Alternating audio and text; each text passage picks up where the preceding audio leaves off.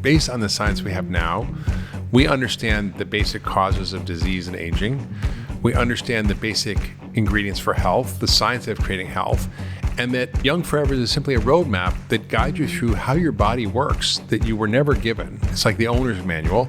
And it's like, your car, you don't know all the features. You don't have to use all the things, but the basic stuff to get around, navigate, and do what you got to do, you got to learn how to do. And a massive transformative purpose is what you're telling the world. It's like, this is who I am. This is what I'm going to do. This is the dent I'm going to make in the universe. Everybody, Peter Diamandis here. Just had the privilege of sitting down with a dear friend of mine here at the Bold offices for a special episode of Moonshots and Mindsets, talking about one of my favorite subjects and hopefully yours, longevity. My guest was none other than Dr. Mark Hyman. Mark is one of the leading thinkers on longevity and functional medicine. He's got one of the top podcasts on health called The Doctor's Pharmacy. He's a regular on many TV shows, CBS This Morning, Today Show, Good Morning America, The View, CNN. He just wrote a book that's coming out very shortly called Young Forever, The Secrets to Living Your Longest, Healthiest Life.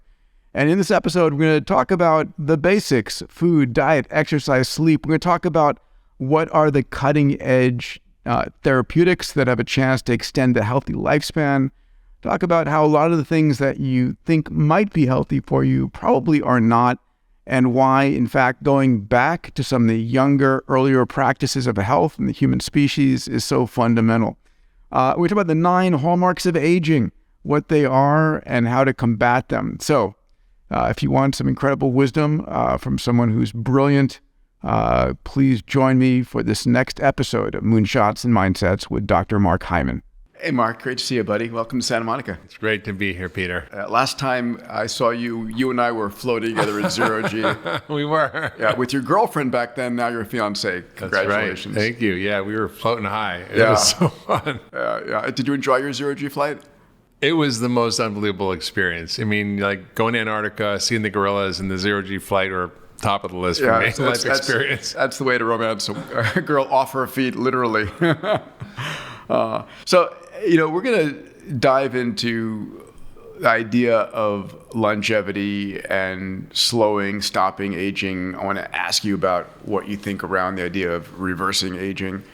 But how long have you been... Well, let me ask you a different question. How long has the conversation about longevity really been vibrant out there in the world? Because it feels relatively new. Feels new, yeah. I mean, I think, clearly everybody's been thinking about the fountain of youth since Methuselah, right? Yeah, it's been a few thousand years. The Holy Grail and all that. And everybody's looking for the elixir, and all the alchemists of old. We're all looking for the source of longevity. So this is not a new idea, but I think medicine has really ignored the idea that we could do anything about aging. Yeah. And it's not been a subject of research. It's not been a subject of exploration from any rigorous point of view. And so it sort of was on the back burner as a sort of non-entity until recently, when billions of dollars started pouring into the longevity research field, and we started making discoveries about the root causes and how we begin to think differently about this. So I think we're in this extraordinary moment that we haven't been in before. And I can see, even when I wanted to publish this book, Young Forever, I said to my publisher, I want to write this book. And this was like, 3 or 4 years ago. And he said, oh no, it's not a hot topic. Most of these books don't do well. And I'm like, listen, I know what's going on. And I can tell you that this is going to be very big. And it is. I mean, is it fair to say that, 5 years ago, maybe 7, 8, maybe it was 10, that if you were a credible physician or scientist talking about slowing and stopping and even reversing aging, that it would have been a black mark against you? Absolutely. I mean, even talking about reversing disease is a black mark against you. As, can I reverse heart disease? Can you reverse diabetes? Can you reverse dementia? No, but actually, yes. Yeah. Wow. So I think medicine's really in this cataclysmic change, this paradigm shift, where the old ideas of what we thought were true about disease are shifting. And now we're understanding the underlying mechanisms of things that go wrong that underlie all disease. And so that's the exciting part of aging research, is it's pointing to what I've been looking at for a long time, which is the body as a system. It's systems theory, systems biology, systems medicine, clinically applied through the lens of functional medicine. But most of the practitioners have no education in this, and we're learning reductionist medicine, which you did and I did in medical school. Yeah, I mean, so I want to define a few things. Functional medicine, what is that? What the hell is that? You're credited with being one of the fathers, one of the individuals who have been speaking about that for many years. I know certainly the noisiest. well, and many are following. I mean, we're incorporating that into Fountain Life. So what is functional medicine? Well, I always joke. I say it's the opposite of dysfunctional medicine. At a high level, it's really about understanding the body as an integrated ecosystem where everything is connected and everything is determining everything all the time.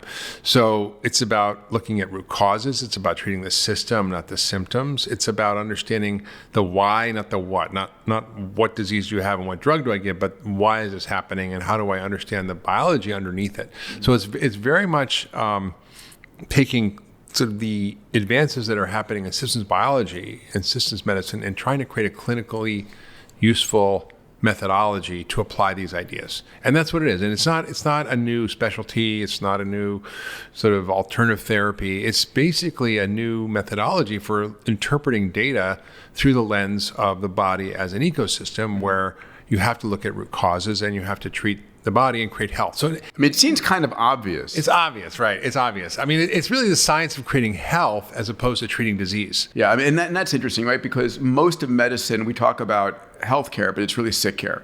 And you and I have jammed on this much. Yeah. It's like the system out there, unfortunately sort of perpetuates chronic disease and only pays attention to you after you're sick, right? Yeah. And one of the things I think that's interesting is the body does a damn good job at hiding disease. Yeah. I mean, I say the disease is the body's best attempt to deal with a bad set of circumstances. You remove those circumstances, and the body has this extraordinary, powerful, innate healing system that repairs, regenerates, renews, and that's what we learn how to activate in longevity medicine. Is we're understanding how to activate these ancient longevity switches that are embedded in us that are supposed to keep us alive and healthy, as opposed to turning on all the disease switches, which we do through our modern lifestyle. Yeah, I mean, so let me check this out with you because it seems amazing that people don't realize this. People think when they got sick, it happened that morning. Right. So, when you have symptoms of cancer, depending which cancer it is, it's really later on, right? Stage 3, stage 4, that you have a physiological response and you're in pain or you look bad, and you've missed everything at stage 0, stage 1, stage 2. I remember someone said if you have Parkinson's, which is a loss of neuronal function in substantia nigra, that you only have the Parkinsonian trembling when like 70% of the neurons are gone. Yeah. So your body is constantly countering this and trying exactly. But so if you don't look, you don't find. You don't find it, right? The Bogalusa Heart Study, which looked at kids and plaque in their arteries, found that kids as young as 10, 8, 9 were having plaque in their arteries, and that predicted their evidence of their heart disease and risk later on. So these diseases start very early. I mean, even in utero, in the epigenetic environment in which the baby is bathed from what the mother's doing, her diet, her lifestyle, exposure to toxins, all determine the risk of obesity, diabetes, heart disease, cancer, even before birth. So we actually now know that the exposome, which is the sum total of all the things we're exposed to in our life, whether it's our mother's diet or stress or traumas or toxins or our diet or lack of exercise, all the things that are washing over our microbiome are driving the changes that lead to chronic disease. So 90% of chronic disease is caused by the exposome, not the genome. And even single gene disorders can't be modified through lifestyle. I mean, it's a crazy story. I was in a Blue Bottle Coffee the other day, and I walked in. This guy goes, Dr. Hyman. I'm like, hi. He's like, you saved my life. I'm like, I never met you. He's like, yeah, well, I have sickle cell anemia. And I started following the changes in diet and cleaning everything up. And I was going from having a sickle cell crisis every month to maybe a mild one once a year. Wow. And I'm like, wow, that's like having Down syndrome and fixing it. And so even single gene disorders can be modified by the environment. That is spectacular. I mean, what brings us here together this moment is your new book. And let me just take a second to shout it out. Young Forever, The Secrets to Living Your Longest, healthiest life. Sounds like a plan. It sounds like, it's like, listen, let me jump in here. How long do you want to live? I want to live as long as I can do whatever the frick I want to do. Okay. I want to be able to ski, ride horses, make love, hike, do all the things that I love to do. And if it's 120 or 150 or 180, I'll keep going until I'm done. So I think realistically, for me, I think 120 is a good target. I think for sure I'm going to get to 100. I mean, my dad and my mom got to like 90, and they ate crap, and they smoked when they were younger. And my mother always used to say, whenever I get the urge to exercise, I lie down until it goes away. So, I think I've been exercising since I'm 14. And I've been steady at it, and I've been eating well pretty much most of my life. So I think I might have had 2 or 3 Cokes in my entire life. Yeah, that is fascinating. I mean, and biologically, I'm 43. So even though I'm 63 chronologically, according to the DNA methylation test, I'm 43, which means at least another 60 years, and that gets me to 120. So, and we'll get into this because the thing that most people don't realize is if you can add 30 healthy years onto where you are today, during those 30 years, the breakthroughs we're going to see are extraordinary. Yeah. It doesn't science isn't stopped and taken a break for 30 years. It's accelerating, and so the breakthroughs that we'll see in a whole range of things we'll talk about. So the book Forever Young. Young Forever. Bob Dylan was the Forever Young. Sorry. Another Jewish guy, but anyway. So Young Forever is out on pre-order now, and depending on when you're listening to this podcast, it may be available on Amazon. And the pre-orders have shot through the roof. Yeah. What'd you say it was tenfold? Every other book I've done, which is all have done very well. That's awesome. Yeah. Well, I'm excited to be able to support. You're going to be coming and speaking at Abundance 360 this year, which I'm really excited about. Let's talk about why you wrote this. Well, I mean, aside from the fact that I'm getting older and I'm everybody's favorite radio station is WIFM, which is what's in it for me. I felt that it was important to write this book because as I began to look at the field of longevity research and longevity science, I felt like there was something missing. And what isn't missing is this reimagination of disease according to the hallmarks of aging, which we can get into what those are, what they mean, and we'll dive into that. But these hallmarks of aging are the things that seem to go wrong as we get older that we can influence and reverse, and literally reverse our biological age. And that are the reasons why we see all the diseases, from heart disease to diabetes to cancer to dementia. All the age-related diseases are the result of these fundamental biological processes that go awry. Now, what that is a huge advance in understanding of targets for treatment, whether it's through pharmaceuticals or lifestyle or meditation or stem cells or whatever. But the truth is that what was missing was the question of why. Why do these things go wrong? What is the cause of the hallmarks? So if the hallmarks are the cause of disease and diseases are the cause of aging, what's the cause of the hallmarks? And so functional medicine gives us a way to think about that. And it's really comes down to really 2 simple questions that I learned from my mentor, Sid Baker, which is, what do you have too much of that your body doesn't like, you need to get rid of? Toxins, allergens, microbes, stress, poor diet, etc. And what are the things you need to thrive? What are the ingredients for health? The right food, nutrients, the right balance of hormones, light, air, clean water, exercise, sleep, connection, meaning, love, purpose. All these things are the ingredients for health. So you're either dying of too much of something or dying of not enough of something, right?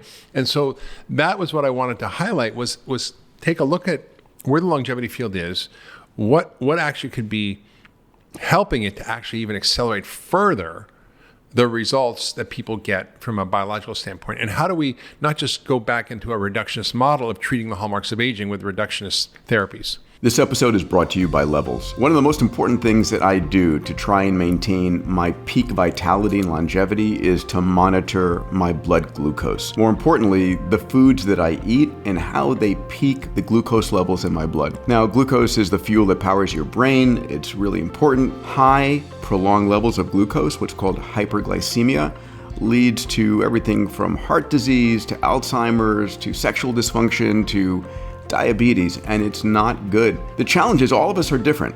All of us respond to different foods in different ways. Like for me, if I eat bananas, it spikes my blood glucose. If I eat grapes, it doesn't. If I eat bread by itself, I get this prolonged spike in my blood glucose levels. But if I dip that bread in olive oil, it blunts it. And these are things that I've learned from wearing a continuous glucose monitor and using the Levels app. So Levels is a company that helps you in analyzing what's going on in your body. It's continuous monitoring 24/7. I wear it all the time. It really helps me to stay on top of the food I eat, remain conscious of the food that I eat, and to understand which foods affect me based upon my physiology and my genetics. On this podcast, I only recommend products and services that I use not only for myself, but my friends and my family, that I think are high quality and safe and really impact a person's life. So check it out, levels.link/Peter.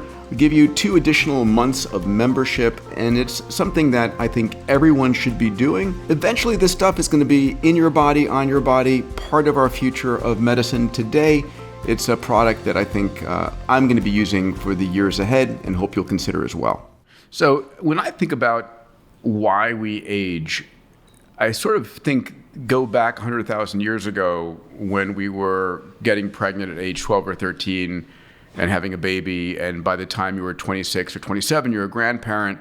And before food was abundant, before, McDonald's was around, the last thing you wanted to do to perpetuate the species was steal food from your grandchildren, right? And so there was no advantage for you being around longer than age 30 at that point. In fact, it might have been a disadvantage.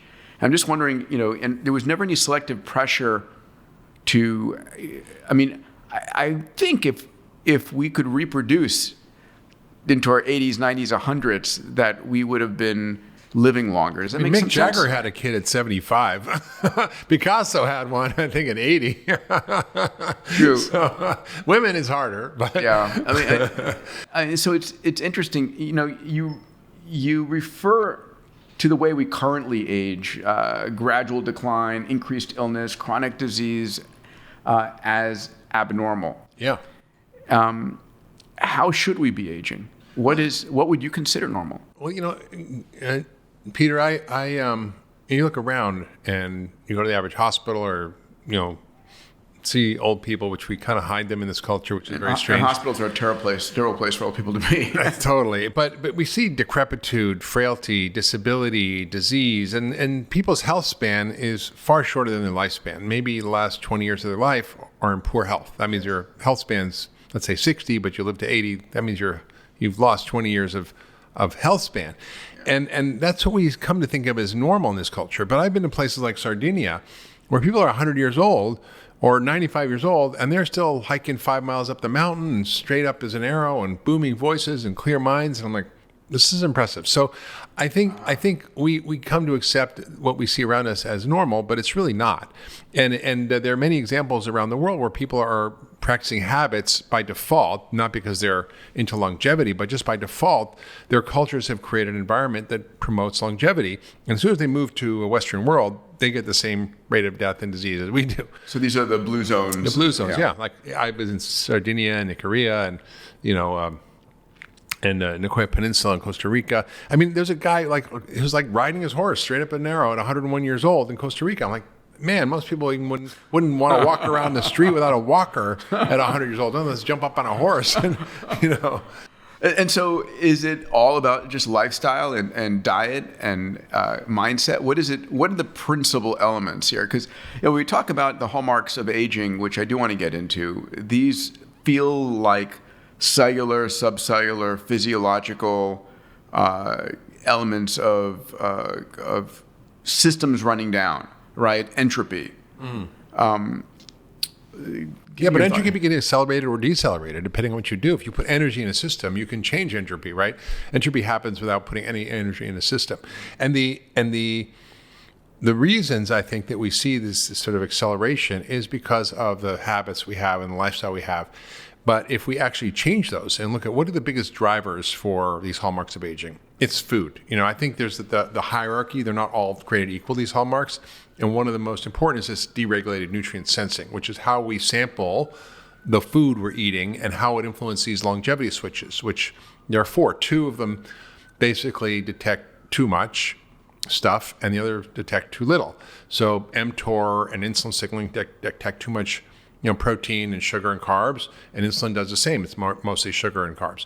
And AMPK and sirtuins detect not enough, scarcity, and then they get activated. So when these switches are properly managed, and it's not like you can have them all on or on off. I think a lot of people get confused. Oh, mTOR is bad. Let's shut off mTOR. Well, no, if you do that, you're going to end up without any muscle or be able to synthesize proteins.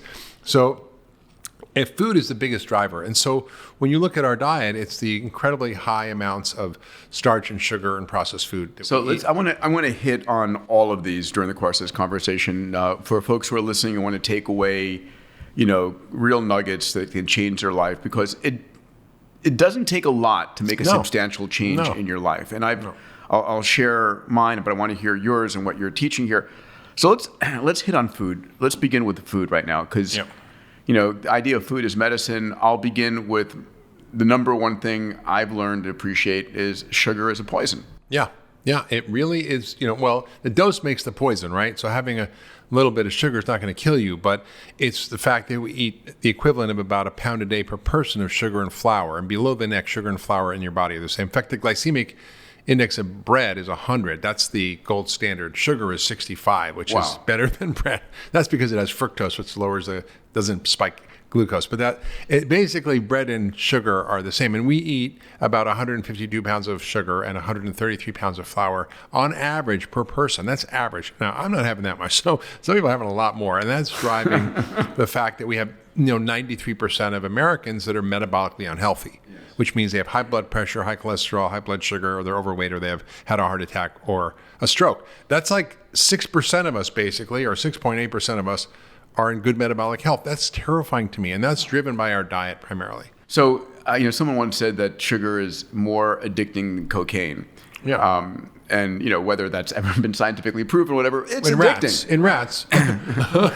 It's addicting. I just, every year with my abundance community, I do a 22-day sugar fast, right? And the entire community goes on in a WhatsApp group, and we drop all sugar and high glycemic index foods. No pasta, no rice, no bread, and so forth. And it's difficult in the beginning, right? But when you're doing it with others, it's achievable. And towards the end, you're off the addiction. People stop wanting it. Yeah. So I'm in that phase now. For me, it's all about high value protein and plant foods. So what if you're not eating bread, pasta, rice, sugar, desserts, and so forth? What are you eating? Well, that's a great question. I think if you look at the science of longevity, there are like many cultures with many different diets, whether the Inuit or the Maasai who eat primarily animal-based diets, or you've got, maybe cultures where they eat more plant-based diets, like in Okinawa, but they still have pork and they still have meat. I think it's really about the quality of the information you're putting in, because as we talked about, and David Sinclair talks about the information theory of aging. Mm-hmm. Food is information and it's signal. So everything that you do, whether it's what you eat, how you move, how you sleep, your level of stress, toxins, your microbiome, all is washing over your biology and creating inputs. This is the exposome that influence everything that's happening. And the remarkable thing is, Peter, the rapidity of change of your biology when you change those things is so fast. Like you could be type 2 diabetic on insulin, and in 3 days you're off insulin. And in 3 months you're, basically your blood sugar is normal and you've reversed all your diseases. So that's the power of food. And so when I think about food, it's about having high amounts of these plant-rich phytochemical diets. And I think some people argue with that, but we should be a carnivore, but I'm not sure that's the best idea. I think high quality protein is really important. This is a highly debatable subject in longevity, because many longevity experts are talking about you being vegan or actually eliminating animal protein as a way to extend life. And that really comes from this whole theory about mTOR being a problem, and that we need to inhibit mTOR, which means mammalian target of rapamycin. We'll get into rapamycin, but the idea is that this longevity switch is in every cell in your body. When you overstimulate it, it creates Overstimulated mTOR how? by eating too much protein, Okay. or eating all the time protein. Right. That it will cause overgrowth of tissues and cancers and heart diseases and all the problems that we see with aging. The problem is, it's like anything else. If you inhibit it all the time, you waste away and you're frail and you die. Like if your calorie restriction, which is what this does, induce the mTOR inhibition, right? Calorie restriction is the thing that actually everybody agrees will lengthen your life by a third if you eat a third less calories. You'll be miserable and scrawny and have no sex drive and your hair's falling out, but you'll live longer. The big hack is, how do we mimic calorie restriction? Well, the idea is if you don't, stimulate mTOR with high levels of animal protein, then you can extend your life. And there's some rationale to that, but you also need muscle, because muscle is the currency of longevity. And if you don't have muscle... And we're going to get to that, because I'm on right now, for me, my biggest number one objective is muscle growth. Yes. I'm like in the gym constantly, and I'm taking my creatine, but I've also massively increased my protein intake. Yeah. So I want to understand where you are, because this is all, I take rapamycin, so there's this like increased animal protein, working out, rapamycin, so this triangle here, how do you... So it's a Goldilocks. Slow it down and explain it to folks who don't understand all those terms, and what do you recommend at the end? So it's the Goldilocks problem. You want to turn it on so you can build muscle. You want to turn on what? mTOR. Okay. And you also want to give it a break so you can do cleanup and repair. So think about your body has its own recycling cleanup mechanism. It's called autophagy, which means self-eating, self-cannibalism. And it's basically like a little Pac-Man that runs around and gobbles up old proteins and parts. And I mean, think of it, if you're starving, your body still needs to get proteins and it still needs to do stuff and make things. But if you're not eating, what are you going to do? So you basically go around and you recycle all the old parts and you make new stuff, which is basically what your body does. It's brilliant. And the way it does it is through this process called autophagy, which is essential to cleanup, repair, renewal, regeneration. And it also activates all these other longevity pathways, like reducing inflammation, increasing mitochondrial function. So everything you need to do to survive if you're starving so you don't die, it kind of turns it on, which is great. And that's an important thing to do every day. So you can do that by not eating for 12 hours between dinner and breakfast. If you want to go to 14, that's great. So that means eating at 6 at night and having breakfast at 8 in the morning. That's not a hard thing to do, right? Or 10 if you want to do 16 hours. So that's a really simple way every day to induce autophagy. The other is to activate mTOR in the right way, which means not eating all the time, like not eating, bedtime snacks and flooding it with all this stuff. And then eating a big load of protein in the morning when you wake up in a fasted state. And my favorite way to do it, because I don't necessarily want a steak for breakfast, is I have my healthy aging shake, which I talk about in the book Young Forever. Essentially, it's got regeneratively raised goat whey. I sort of use some other pumpkin seed powders, just a little plant proteins in there, and I put in creatine. I put in something called urolithin A, which is an incredible mitophagy compound that comes from pomegranate and helps build muscle, and a few other things like adaptogenic mushrooms and some things from my gut, and I kind of make it like a healthy shake. But basically you've got this 30-40 grams of protein in the morning to kick you off. To kick you off. And then having 30 at least per meal. Usually this is the problem with protein. If you look at the data, we say, you should eat 0.8 grams per kilo. This is the RDA. Now, that people don't understand what that is. That's the minimum you need to not get protein deficiency. Like, how much vitamin C do you need to not get scurvy? Like 60 milligrams. How much vitamin D do you need to not get rickets? 30 units. Well, how much vitamin D do you need for optimal health? Maybe 2,000, 4,000. Yeah. Right. So it's very important to understand what these are. And so particularly when you're older, it actually is important for you to eat more protein, because there's something called anabolic resistance, meaning it's harder to build muscle. And the worst thing you can do is not exercise throughout your life and then end up, at 65 being the same weight that you were when you're 25, but you're twice as fat because all your muscles get marbled like a big Wagyu ribeye. And then they're metabolically super unhealthy and drive inflammation, low cortisol, no testosterone. I'll put a fine point on this. We'll come back to it later on exercise. But the number one correlate between length of life and longevity is your muscle mass. Absolutely. Right. And so there's a number of reasons thought. First of all, if you are older and you fall and break your hip or your pelvis, it's like 70% of people over the age of 65 who have that fall die within a year. Yeah.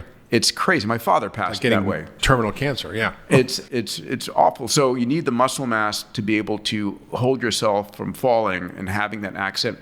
But also muscle mass is a supply of stem cells and blood volume. That's where your metabolism is. And so ultimately you want to maximize your muscle mass. So if you're in your 20s, 30s, 40s, go for it. If you're in your 50s, you need to put the time in. Yeah, that's true. And I think when I just want to kind of put a point on this, people say, you can do this with plant proteins. And what I typically found is that people who are vegan, who are jacked, and I've studied this, they actually eat a lot of processed plant protein. So they actually have to supplement with plant protein. And you have to eat an enormous amount. I was just in Rwanda and we saw the gorillas. Now, gorillas are huge. And they're vegans. They're vegans and they're massive. And I'm like, what do they eat? I was like, what do they eat? They can eat 55 pounds of food a day. They can extract from that plenty of protein. But they have different digestive systems. But they have digestive systems that are like 10 times longer than ours, huge. And they're big, like they have these giant bellies. It's not because they're fat. It's because their intestines are enormous because it takes forever to digest all this stuff and extract the food. And they have much longer large intestines where you can start to sort of ferment and break down these foods and start to absorb them. So we have shorter intestines. We have the ability to actually use animal protein, which they don't really. They eat insects, but they're massive. And the key about muscle building is you need a certain amount of a particular amino acid called leucine. Now, leucine is what we call rate-limiting amino acid. It means if you don't have this amino acid, it's hard to turn on muscle synthesis. It's like turning on a light switch. So plant proteins are typically low in leucine. So you can get enough by eating tons of plant protein, but you need like a lot more than you could possibly eat. You're not going to eat 55 pounds of food a day. And so, especially as you get older, you need about the size of your palm, and depending on your, if you're Shaquille O'Neal, if you're a little lady, it's going to be a different palm size of a protein. But basically, you need probably 1.2 to 1.6, even 2 grams per kilo if you want to build muscle and get stronger. And you need to have high leucine protein. Now, you can take plant proteins and supplement with leucine. I call them like jacked up plant proteins, and that's fine if you are a committed vegan, you want to do that. But you can't ignore the fact that you're going to have to eat a lot of these processed proteins, and that meat has carnosine and also creatine and carnitine, which are incredibly helpful compounds that are not in plant proteins that are required for. So let's go back to what do you eat right now? Personally, yes. Well, my day, if I'm at home, I'll have my healthy aging shake. I'll usually have a 14-hour fast minimum. I usually work out. Yep. Do band resistance training, which is great because I can do it anywhere and don't hurt myself. And then I have my healthy aging shake. Yep. Well, actually, I do some hormesis practice first, which is essentially steam and then an ice bath. And then I have my shake and I take my supplements. And then lunch can be a combination of things, but it can be usually a salad with like protein. So I'll put in sardines or canned salmon or something like that, nuts and seeds, avocado, pumpkin seeds. So I'll do a lot of fat and protein and veggies. And then dinner will typically be, grass or regeneratively fed beef or lamb or organic chicken or pasteurized chicken or different kinds of fish that are low in mercury. And then I'll usually have I'm kind of very low body fat, and I don't do well if I don't eat a little bit of carbohydrates. So I'll have like a Japanese sweet potato. I'll have some side of mushrooms and lots of veggies. High quality protein and plant. Yeah, lots of veggies. Yeah. Okay, and just basics. And again, going back to what we said, will I have a piece of chocolate occasionally? Yeah. but still, it's minimizing sugar intake. Yeah. And it's let's talk about the impact of sugar. It's an inflammatory agent, right? It makes all the proteins in your bloodstream sticky. Yeah. So let's just walk through it. So when you eat sugar, what happens? Or when I say sugar, I mean any kind of starch that will raise your blood sugar. You produce insulin. And insulin is a special kind of hormone that's produced by your pancreas that is designed to put blood sugar into your cells. But when you have high levels of sugar, you have to make more insulin.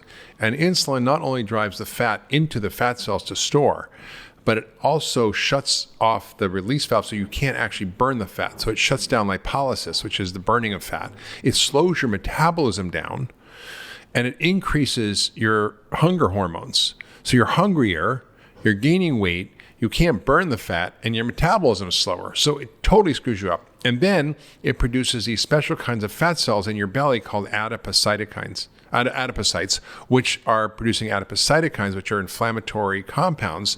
So you basically have a fire in your belly spewing out all this inflammation throughout your body. It lowers your hormones. So males, their testosterone drops way down, their sex drive and function goes down.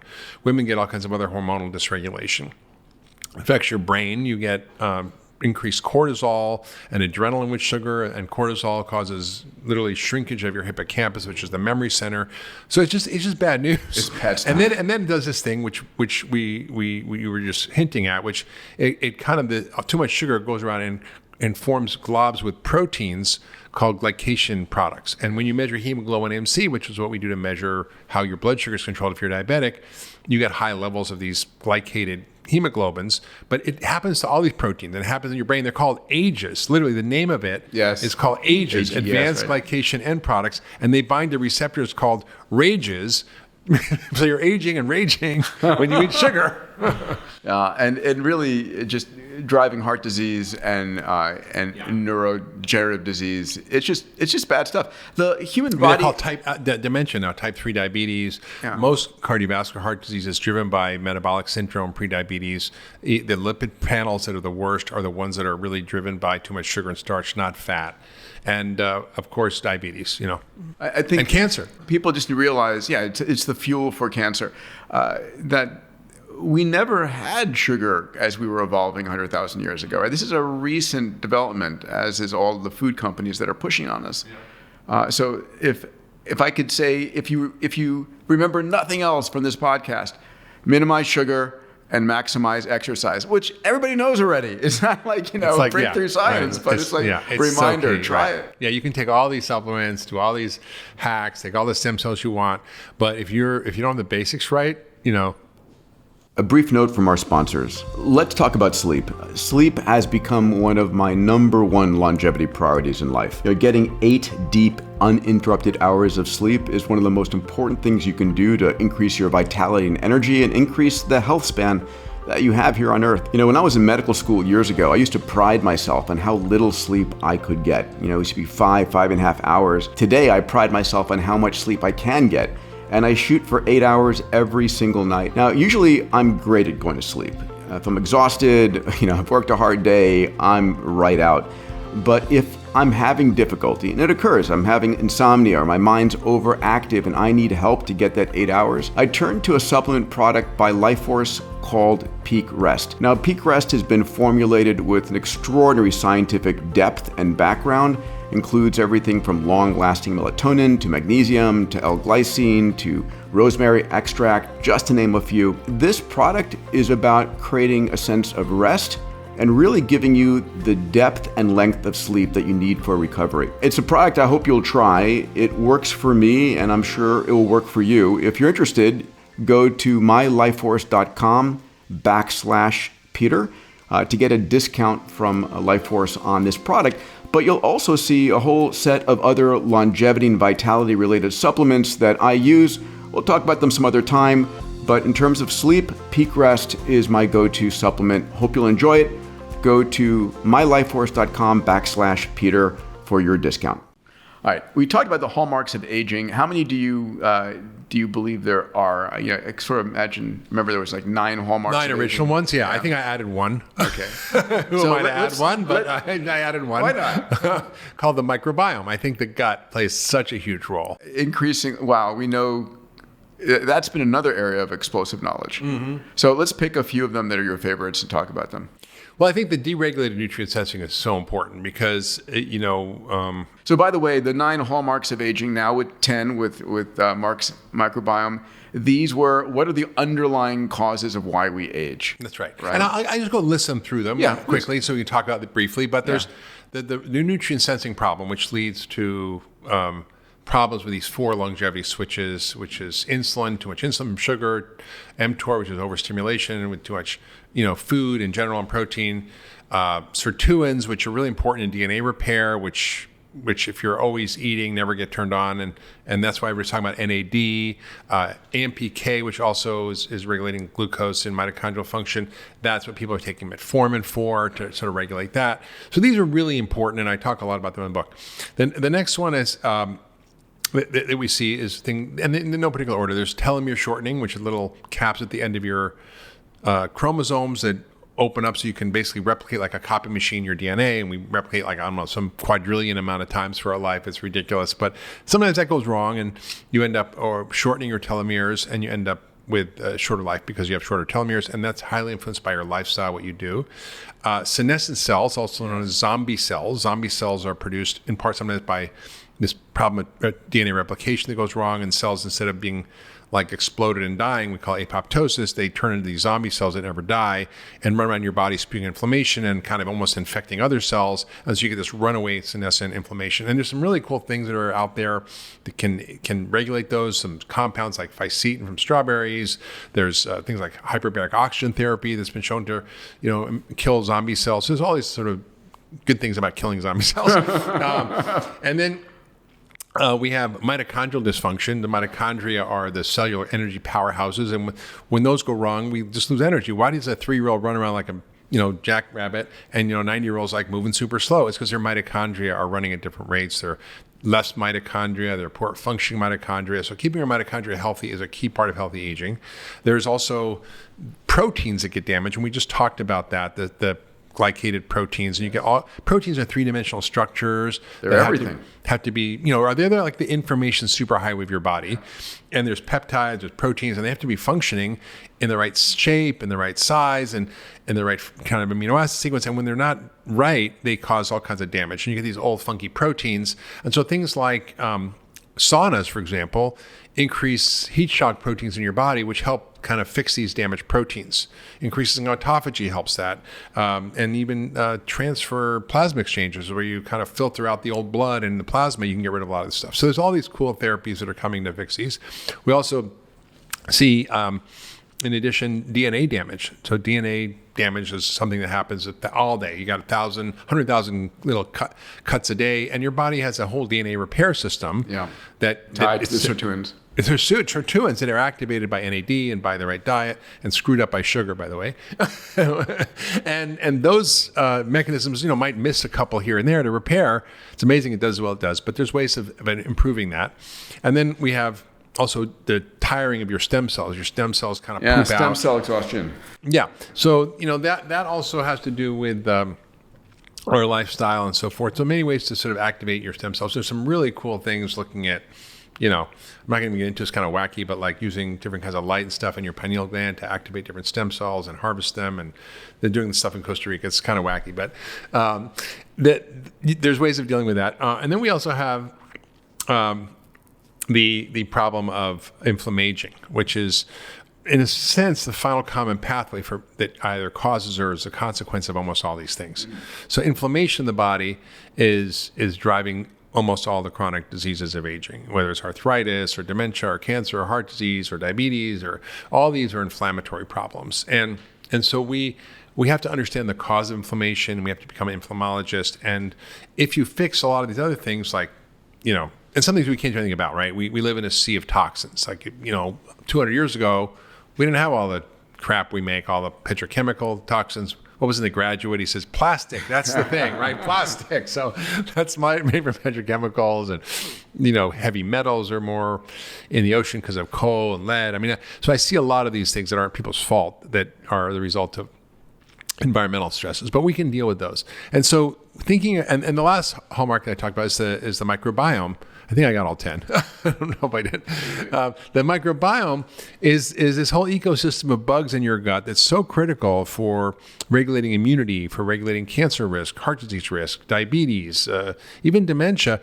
Your mood, everything is controlled by the microbiome. And we may be just carrying a carrying vessel for this kind of glob of bacteria that live in us that is almost 100 times as much DNA as our own DNA, or maybe more. And you're 40 trillion human cells, and you've got 100 trillion bacteria, viri, and fungi around you. Yeah, it's quite amazing. And what's interesting is that we're now measuring your metabolome, which is sum total of all the metabolites in your blood. And a huge portion of these come from the microbiome. Yeah. And they're regulating everything. So one of the cool things in the book I talk about is how if you eat pomegranate and you have the right bacteria, the metabolite of pomegranate is called urolithin A. And this compound, which you have to have the right gut bacteria, which most of us don't, actually is an anti-aging compound. It enhances fitness, VO2 max, muscle building, and fitness, and also mitophagy without even exercising. Okay, what's not to like? Did I miss any? I think I think you hit them all. I know. Epigenetic changes. That was the one I missed. Okay. That was the last one. Dr. Sinclair. That's a really important one. Yes. Yeah. Because can I just finish? Yeah, that please. One? Yeah, go for it. So the epigenetic one is really a way we're now understanding that aging occurs at a meta level. That your genome is basically fixed, and you've talked about this with Tony in your book. The genome is fixed. You've got a certain amount of genes that doesn't change, but what genes get turned on or off, which gets expressed, is determined by everything watching over those genes, your exposome. Like you talk about the piano player and how the piano player can play, ragtime, jazz, classical, rock on the same genes, right? And so we have to understand that most of the insults that we do to ourselves, too much stress, lack of sleep, poor diet, lack of exercise, exposure to toxins, all these things influence our epigenome, and we'll put little tags and determine which genes get read or not. But those are changeable. Yeah, I like to say, listen, you got the same 3.2 billion letters from your mom and your dad when you're born, when you're 20, when you're 60, when you're 80, when you're 100. So why don't you look like you're ripped when you're 20, when you're 80, right? What is different if your genes are the same? And it's not the genes you have, it's which genes are on and off, right? And that's epi from the Greek word above is that control. And what we're seeing is a lot of science. This is coming from David Sinclair's lab. It's coming from George Church's lab. It's coming from Salk Institute about being able to potentially slow, stop, and reverse aging. Maybe go back to those earlier epigenetic markers. Do you believe that's going to happen? Yes. I mean, look, we now, for the first time, and clearly needs to be refined, but we have a biomarker that we didn't have to track influences of whatever we want to do, whether it's our diet or lifestyle or medication, on our biological age. So our biological age is different than our chronological age. I'm 63. I was born in 1959. Nothing I can do about that. Let's go out in outer space and whatever. I think Einstein would help with that. But basically, that's what I got. But biologically, I'm 43, according to DNA methylation testing. So DNA methylation is how our epigenome is regulated. In mostly, there's a few other ways, but essentially that's how our epigenome is determined. And so we can now do an intervention and see what happens. And so in the book, I talk about some of the early studies, whether giving quercetin or dastanib, or whether using vitamin D, or whether using a Mediterranean diet. And they're all seeing changes from months to years. And one of the studies that was most impressive was a functional medicine study looking at a very aggressive functional medicine diet, which is way more than just like a Mediterranean diet, but it's super anti-inflammatory. It's very rich in phytochemicals, very rich in methylating compounds, combined with the simple lifestyles things. And they found within 8 weeks, they were able to change their DNA methylation patterns, reverse their biological clock in 8 weeks by 3 years. Wow. So, there's this guy who's like, I might have read about this, who spent $2 million. I know him. Project. Let's not go there. And he got 5 years. I got like 20 years. So I think we have the ability to really influence these things and then track what we're doing over time. So that's what's exciting to me. You can use intermediate biomarkers, like inflammation markers, cholesterol, and other things which are helpful, and insulin levels and hormone levels and all this stuff. And I think that's important. But that's variable, and you don't really know what's happening to your epigenome with that. But you can now measure directly the epigenome, and that's what's so exciting. It is an exciting time. I mean, there's this concept called longevity escape velocity, which you know of, write about in the book. I first heard it from Ray Kurzweil and Aubrey de Grey. And it's the idea that today science is extending your life for a quarter of a year for every year you're alive, and that it may be possible at some time in the future that science will extend your life for more than a year for every year you're alive. So it becomes divergent. And I asked Ray when he thinks it's going to be. And I I asked George Church when he thinks it's going to be. Do you know what they said? I think Ray was like 10, 15 years. Yeah. I think George was kind of squishy about it. Yeah, he said he was about 15 to 20 years. Yeah. Do you have do you believe we're going to reach that point? Do you think that science can actually add meaningful decades onto our life? I think, meaningful decades, healthy decades is the key descriptor. But I do think that there's some things coming down the road that you talk about that are kind of weird and wacky things that are more sci-fi. They're not the basics that we're talking about that I think are safe and effective. And that has to do with genetic manipulation, like the Yamanaka factors. And I think that stuff's really interesting to me. I mean, it's still not ready for prime time, but basically this is discovery by this guy Yamanaka from Japan, who won the Nobel Prize for understanding that these 4 transcription factors that seem to help embryonic cells differentiate into their mature cells. So how does your nose become a nose, or your kidney become a kidney, or your brain become a brain? Like there's a thing, and then it stops. It doesn't just keep developing, right? And so if you can go back and somehow modify or insert these transcription factors into the body and then have a switch externally that you turn them on. So let's say you're 50 and your hair's a little gray, your joints are good, your erections aren't so good, your muscle wasting a little bit. You go, oh, I'm going to just take this thing and switch it on. I'm going to turn back to 25. Yes. That's not out of the realm of possibility. That's based on my understanding. The Holy Grail. But it's like, I think, it has to, a lot more mice and other animals have to try it first than other people. So let's be clear. There are the basics today. It is diet. It is exercise. It is sleep. It is mindset is important, right? Huge, right? Huge. If I think if you can will yourself to death and you can will yourself to life. Yeah. And we've all seen examples about that. And one of the most exciting things that I've seen is the data on meaning and purpose. If you look at, if we cured heart disease and cancer from the face of the planet, we might extend life by 5 to 7 years.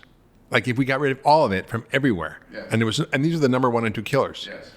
If you have meaning and purpose in life, your life extension is 7 years. Yeah. If you play tennis, it's 7 years too. Okay, good. I'm playing once a week. And God knows I'm filled, as are you, with meaning and purpose. And that's what I teach. It's like the most important thing you can have is have a purpose-driven life. Yeah. But I do think there's also the idea of a longevity mindset. And I'm just curious if you have how you think about that terminology, a longevity mindset. I mean, I feel like I have it. I mean, I most of my friends are now in their 30s and 40s, and I do all the same things they do. Yeah, whether sure. it's bomb down the mountain at stupid miles an hour, or stupid on a miles an hour ski, like or ride my bike. I feel like it's really an idea. The concept of slowing down, of aging's idea. Now things happen. Like I've had back injuries and I have more little aches and pains. But I've used regenerative medicine to help me deal with those, which we can talk about. And I think for me, I feel like I'm just beginning my life. I mean, honestly, Peter, I feel like I'm 63. And I finally figured my shit out. I figured out what it takes to be happy. I'm like kind of not struggling and suffering and figuring out how to love properly. When I saw you with your fiance, I was like, there is a happy man and a happy couple. She was equally glowing. But it's interesting, right? Because if you have that mindset, it's the most exciting time ever to be alive. My dear friend Dan Sullivan says it's important to have a future that's bigger than your past. Mm-hmm. Yeah, I think that's a very important statement because most of us, I can see it in some of my friends are like winding down. And I'm like, why are you winding down? I'm winding up. I've had some people say they're bored. It's like, really? Oh my God. Bored with what? Yeah. Do you not realize the incredible world we're living into, Yeah. this incredible video game that we're part of? Yeah. So, I think about, again, the basics, food, diet, sleep, exercise, mindset. The other thing I put on the list is not dying from something stupid, right? Wear your helmet when you're skiing, put on your seatbelt. You've been an advisor for Fountain Life. Go and have yourself digitally uploaded every year. Look and see if there's anything going on because most of us are optimists about what's going inside our bodies, but we don't actually have an idea what's going on inside our bodies. By the time you feel something, it's too late. Another stat we wrote about, Tony and I wrote about in Life Force, I'm curious your thinking on it because it feels barbaric, is that the delay between there being a breakthrough and it showing up in your physician's office is like 17 years. Oh, it's terrible. That was from I think a Bill Frist article in the New England Journal years ago, and I agree. I mean, I think it may be even more. I mean, it took Semmelweis, who basically was this Austrian physician who decided, he's watching all these women give birth and seeing all the women who were taken care of by doctors were dying of childbirth fever, but all the women who were taken care of by midwives weren't. And he noticed the midwives washed their hands. And he was like, maybe we should wash our hands. And the doctors, the medical committee was, up in arms. They thought this was just heresy. They banished him. They got rid of him. How could you ever imply that doctors would be causing their patients harm? And turned out he was right. We have to wash our hands before surgery. That took 50 years. So I think we are unfortunately. But why does it take so long? What is the mindset that is inherent that stops this progression? I think, Thomas Kuhn talked about this whole idea of normal science, which is in his book, The Structure of Scientific Revolutions. And he talked about this term, the paradigm shift, and how hard it is to change paradigms from Newtonian physics to quantum physics, from, kind of creation theory to, evolution, from, Galileo saying, hey guys, the earth is not the center of the universe, and got put in jail for that. It's really tough to change all ideas. And then, my daughter's in medical school now, and they're learning good stuff, but it's still the old paradigm. It's all sick care. It's like the old paradigm of disease-based paradigm. And now with these hallmarks, it's an opportunity to go, wait a minute, this whole framework of disease is wrong. We cannot be studying diseases. We need to be studying mechanisms and causes, and then we need to be working on those. Because if we're just dealing with the downstream effects of all these causes that we can just think about, we're just like people are, let's find the drug for Alzheimer's. Good luck with that. Let's find the drug to cure heart disease. Good luck with that. We're better managing it. We're maybe reducing deaths. We're having better treatments. I mean, look at this whole treatment for diabetes with Ozempic. This is makes me so crazy, Peter. Like, yes, these GLP-1 agonists are helpful, and if you help you lose weight and help if you're a really advanced diabetic. But I can take someone who's got a hemoglobin A1C of 11, and in 6 weeks get them to 5 with no drugs, with food. If that's the best treatment, we should be using it. I love this cartoon that we've all seen. On one side, there's a line of people, and the window says, sign up for surgery. On the other side, there's a window with no one in line that says, lifestyle change. Right. It's like we all want the pill or the which is why people are taking rapamycin and metformin and NMN and all these compounds for longevity. But if you're not dealing with the basics, it's a waste of time. Hey everybody, this is Peter. A quick break from the episode. I'm a firm believer that science and technology and how entrepreneurs can change the world is the only real news out there worth consuming. I don't watch the crisis news network I call CNN or Fox and hear every devastating piece of news on the planet. I spend my time training my neural net the way I see the world by looking at the incredible breakthroughs in science and technology, how entrepreneurs are solving the world's grand challenges, what the breakthroughs are in longevity, how exponential technologies are transforming our world. So twice a week, I put out a blog. One blog is looking at the future of longevity, age reversal, biotech, increasing your health span. The other blog looks at exponential technologies, AI, 3D printing, synthetic biology, AR, VR, blockchain. These technologies are transforming what you as an entrepreneur can do. If this is the kind of news you want to learn about and shape your neural nets with, go to Diamandis.com/blog and learn more. Now back to the episode. All right, so let's actually go to some of those longevity therapeutics, because there are a number of them people may have read about, heard about, a number I'm using and doing. And I'm curious what your thinking is. So you listed some. Let's begin with metformin. Okay, so metformin is a drug that was found in 1957. It's been used for diabetes forever. It helps with improving insulin sensitivity. It has some side effects, some GI side effects, which sometimes are temporary, but also has some long-term mitochondrial issues. There's a large trial going on called the TAME trial, targeting aging with metformin, and the idea is that if we can use this drug to optimize the AMPK function, AMPK, when it's properly activated, will induce autophagy, will help with DNA repair, will stimulate sirtuins, will cause the improvement in glucose regulation, all these things we want to happen with aging. But does that mean it's the right treatment? It can, like that joke about the Vermont farmer. He says, "How's your wife?" He goes, "Compared to what?" So isn't metformin compared to nothing? Yeah. But is it better than lifestyle? I don't think so. And here's why. There was a big trial, and it's hard to do randomized controlled trials in medicine and people with large amounts of people with lifestyle. It's just hard. But they did this trial called the diabetes prevention trial back in the 90s when the food pyramid was big and we were told to eat 6 to 11 servings of bread, rice, and pasta a day. And that was the best diet, which is a low-fat diet. So it was not the optimized diet for diabetes. But they took these pre-diabetics and they basically said, okay, you're going to get lifestyle or you're going to get metformin or you're going to get nothing. So nothing, basically was whatever. And then metformin reduced the risk to progression of diabetes by 31%. Lifestyle was 58%. Yeah. And that was, in my view, the wrong diet. And so if a crappy diet worked better than this drug, shouldn't we be like doubling down on the sugar stuff and the lifestyle stuff? Yeah, for sure. Because is it going to add, if you optimize your insulin levels under 2 and you're exercising and you're low on the carbohydrates and stuff, is metformin going to create added value? I don't know. My gut feeling is no. And so that's one I'm on a respectful pause with, and I don't recommend it. I'm waiting to hear what the TAME trial says, but I kind of have a more of a bias against it because of some of this data.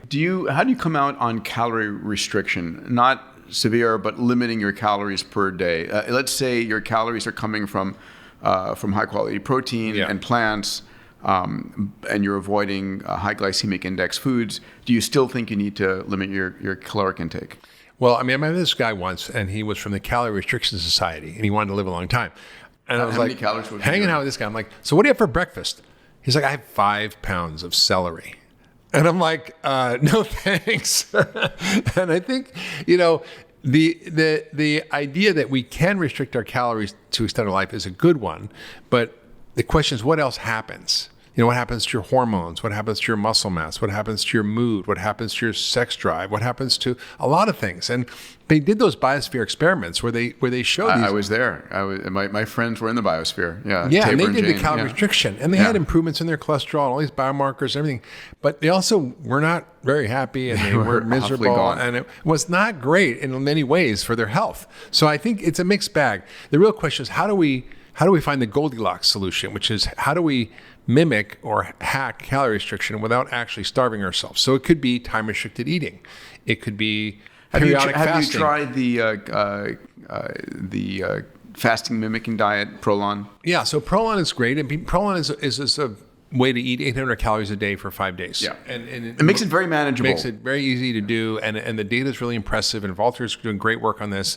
And I think it's just showing how when we overstimulate all of these pathways that are longevity switches by food, our bodies don't like it, and it needs a break.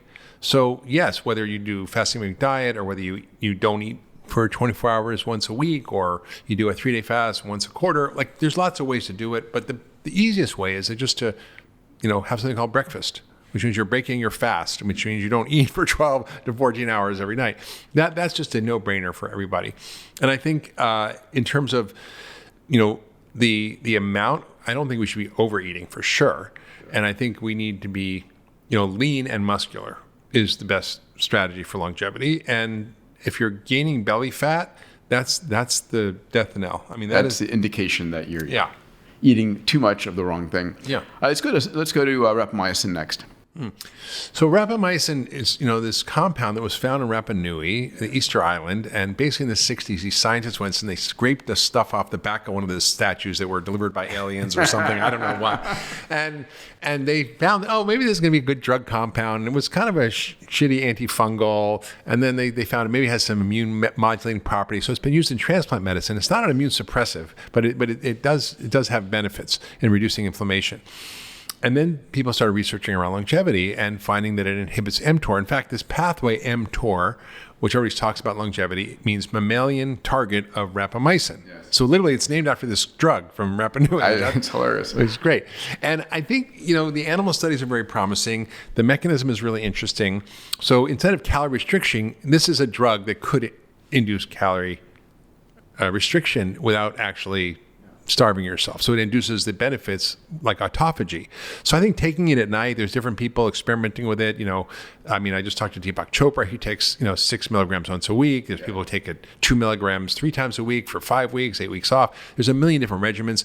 We're all guessing. Yes, we're all guessing. It's all a giant experiment. It's all a giant experiment. And depending on your adventurousness and your willing for risk tolerance, you might be willing to try it. And maybe you want to try it. I try it. I'm on 6 once a week. Yeah, so that's an interesting thing, and it kind of makes sense. But I wonder why 6 once a week? Why not more intermittent, shorter doses? Why what actually are we kind of basing it on? I think we need more data. We need more human studies. And the trials are just beginning now. Yeah, so I think we need to pour money into that. And I think there are maybe other compounds that have modulating effects that inhibit mTOR, and there are a lot in the plant kingdom. So there are a lot of compounds in the plant kingdom that do this as well. All right, so we've covered metformin and rapamycin. Let's go next to exogenous stem cells. So one of the things that is very true when we're born in utero, we are basically the placenta is generating stem cells and populating your body and all of the tissues differentiating. And when you're born, you have the highest percentage of stem cells in your body that you have. And as you grow older, your stem cell population is all downhill. In fact, for those wondering, it's pretty clear that after your mid to late 20s, it's downhill across almost all systems. Your thymus, your stem cell populations, your growth hormone, everything. So we really were designed to live till age 30 to get our children up to reproductive age, and then anyway. But having said that, our stem cell populations drop by 100 to 1,000-fold as we get older, and the idea is, could we supplement it to regenerate, repair? Yeah. I mean, there's some interesting early data on certain therapies that can induce stem cell production, whether it's hyperbaric oxygen therapy or ozone therapy. So there are exogenous treatments that, without getting a stem cell transplant, which is stupidly expensive, you could actually stimulate your own. And there may be more and more data on how we do that through lifestyle. And I think there's some really interesting things around how we can make that happen. I do think that there are intermediate steps like exosomes, which may be the active components in stem cells that are much cheaper, that are easily available. That you don't have to suck your bone marrow out of your fat cells, and you don't have to go to Panama to do it. And, and so I think those are. By the way, is this going to be like leeches were back in the old days? Like, do you think they really used to do that? Oh my God, that's great. Maybe, yeah. I don't know. I think that the exosomes are interesting. I've had a few experiences with exosomes. One was.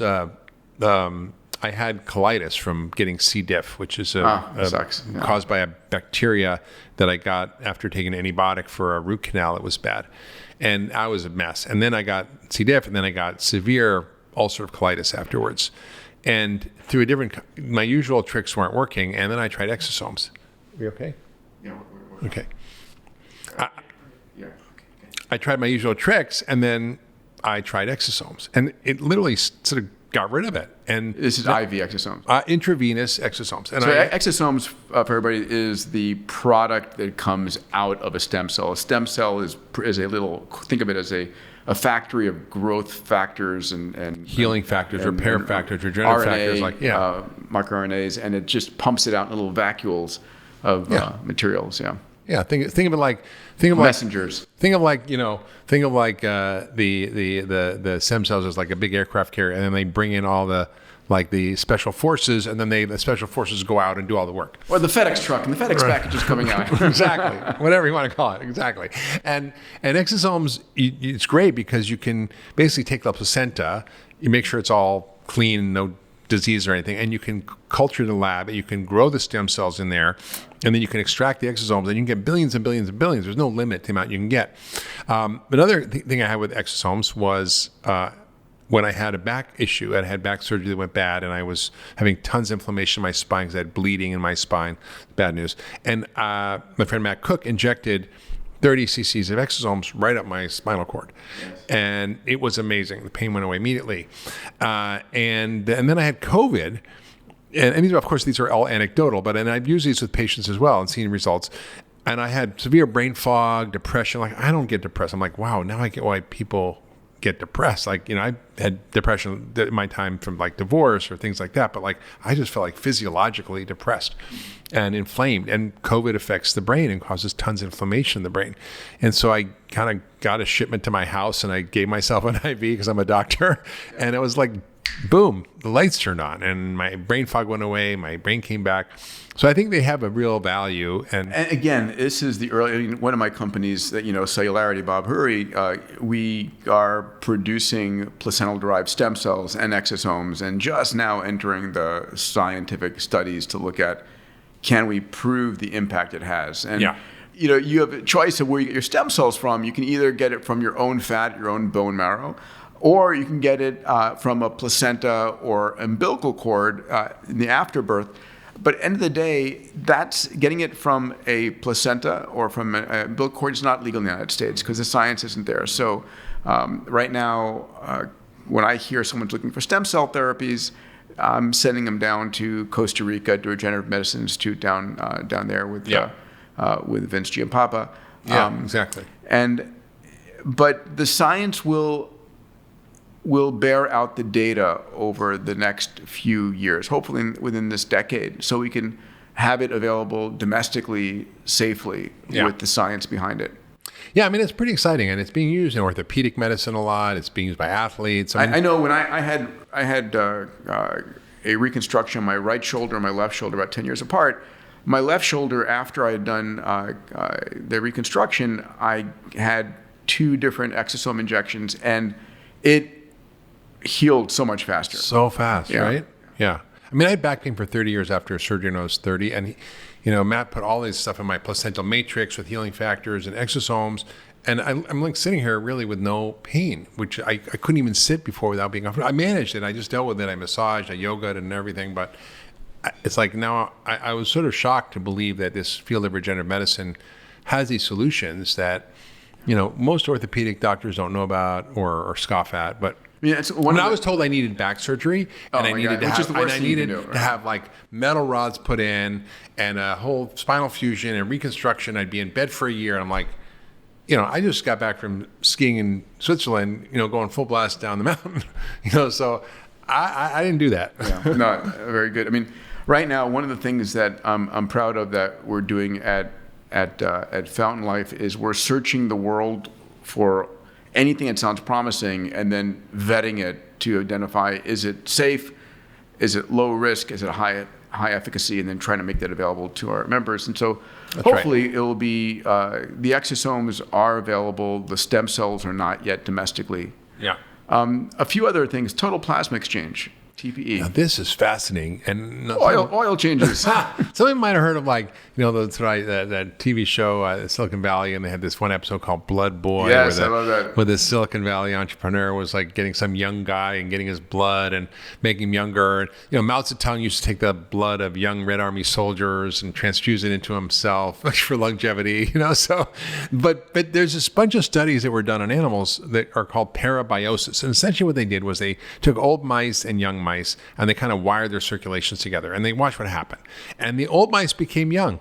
And the young mice became old. Yeah. So the question was, what was it? Was it the old mice's blood that was bad, that was, they were giving to the young? Like, well, what was going on? So they kind of reverse engineered the study a little bit, and they found that if they just did plasma cleaning of the old mice, that they would get the same longevity benefits.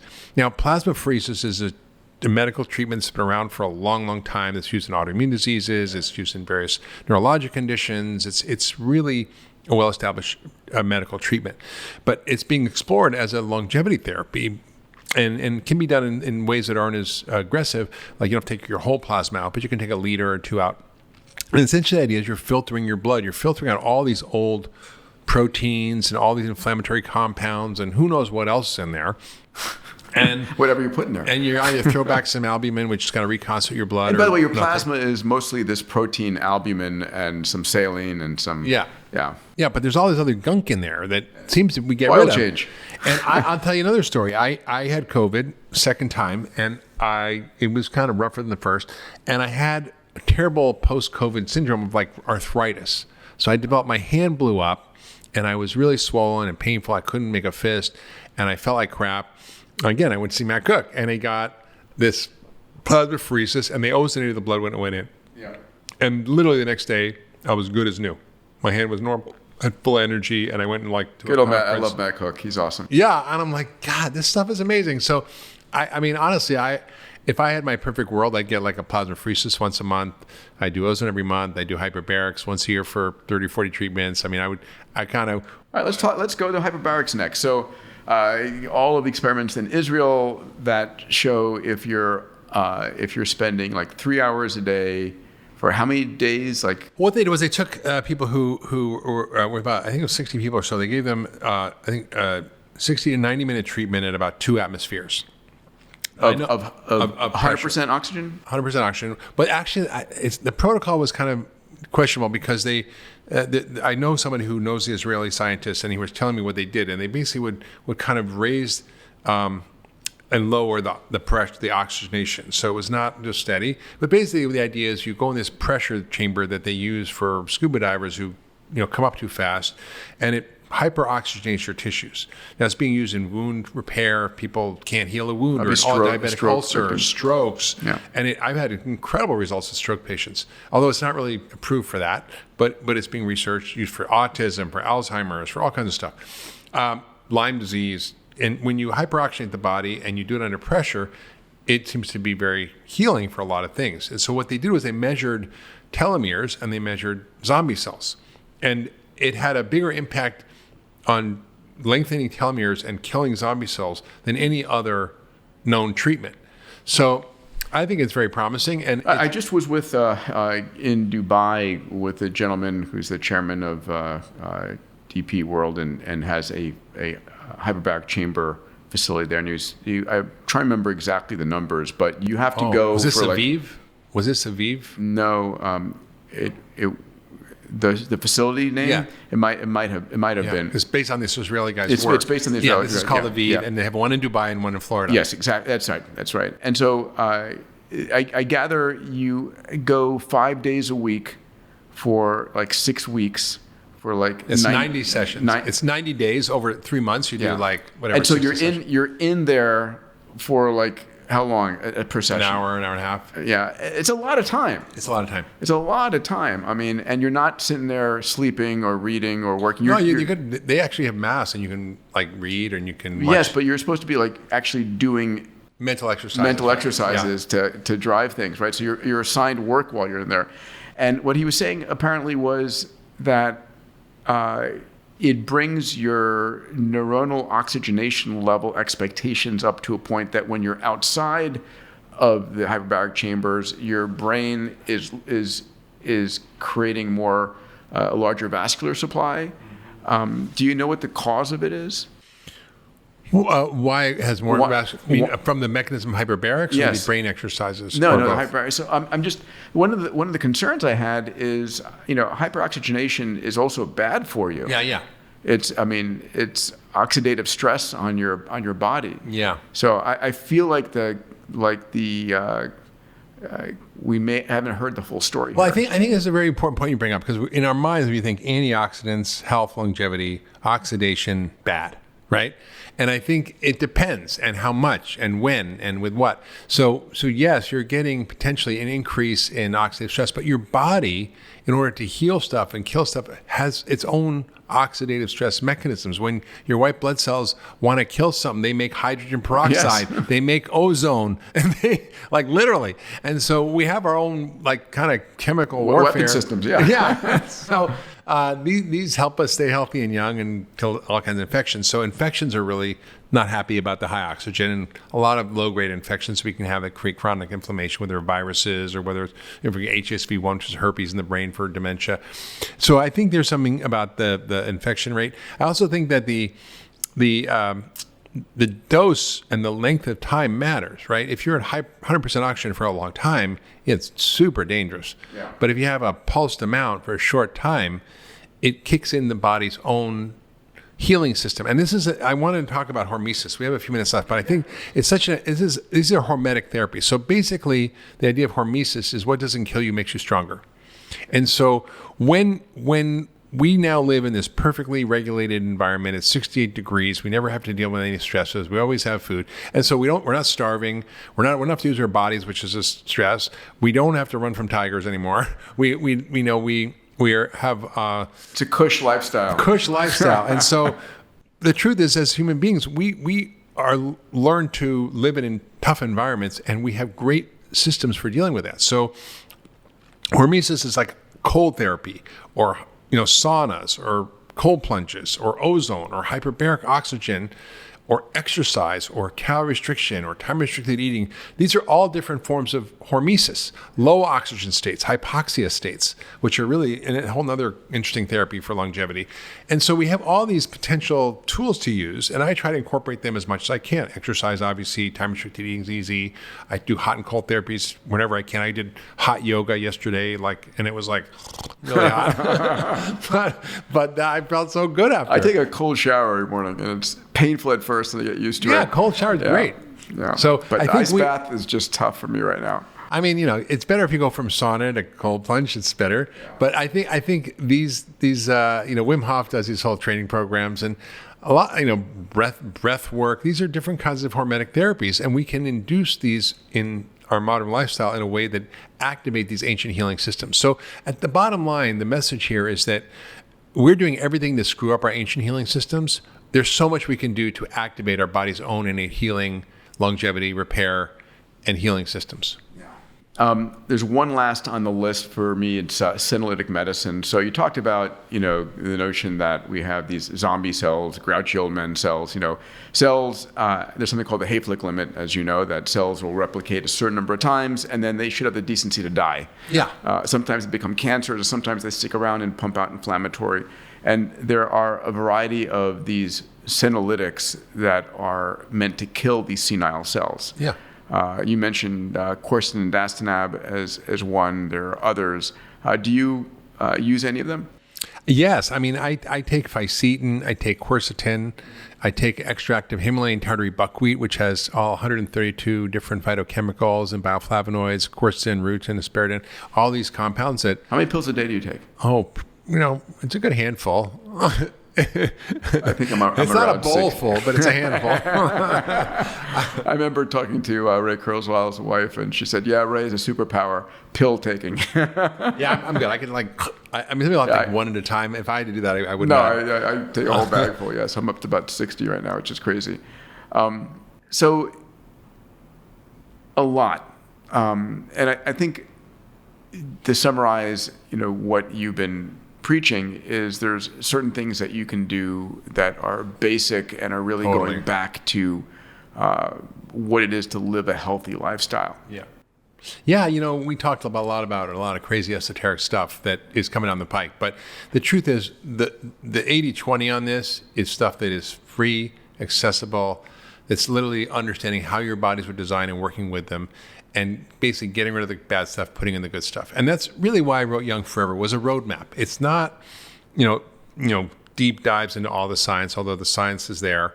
It's really about taking the science and creating an interpretive map for people to design their lives and include what they like and leave what they don't, but build these practices on a daily level that keep you feeling better and younger longer. I mean, my goal is to die young as late as possible. Yes, I love that. I love that. Let me ask you for a summation here at the end. So those of you who are going to go out there and buy Young Forever, please do. Those of you who are going to eventually go and buy it, please do. But in the meantime, all right, buddy, what's your summation here? What should you remember? I think the key thing to remember is that it's not that hard. That based on the science we have now, we understand the basic causes of disease and aging. We understand the basic ingredients for health, the science of creating health, and that Young Forever is simply a roadmap that guides you through how your body works that you were never given. It's like the owner's manual. And, it's like, your car, you don't know all the features. You don't have to use all the things, but the basic stuff to get around, navigate, and do what you got to do, you got to learn how to do. And it maps out what to eat, how to exercise, how to hack your sleep, how to discharge stress, how to deal with trauma, what the latest and, most sort of useful nutraceuticals are and supplements are, what's coming down the pike, the hormesis therapies that are easy to use. So it's really a practical user's guide to your body. Yeah, that's great. Where can people find you? Anywhere and everywhere. Just go to all the social medias, Dr. Mark Hyman. That's Dr. Mark Hyman. My website's drhyman.com. It won't be hard to find me. All right, buddy. Thank you so much for what you do. It's a pleasure to call you a friend. And thanks for joining me on Moonshots and Mindsets. My pleasure. It's great. Let's do it again. I feel like we just scratched the surface. We did. We got another 5 or 6 years of work to report back on soon. Take care, pal.